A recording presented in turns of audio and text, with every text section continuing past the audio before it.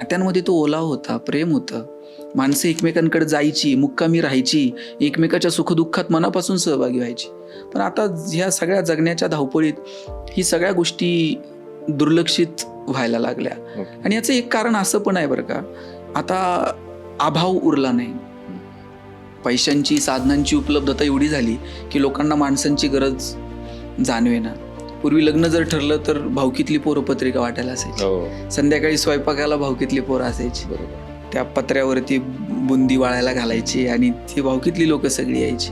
आता ते म्हणते नाही आलं तरी चालते, 2 केटरर्स जरा जास्त लावा. म्हणजे हे जे साधनांची उपलब्धता आहे ना, याच्यात माणसांकडे आपलं दुर्लक्ष व्हायला लागलं. साधनं ही वापरण्यासाठी असतात आणि माणसं ही जपण्यासाठी असतात. आपण काय करतो माहिती आहे का, साधनांना जपतो आणि माणसं नको तशी वापरतो. तिथे गडबड व्हायला लागली.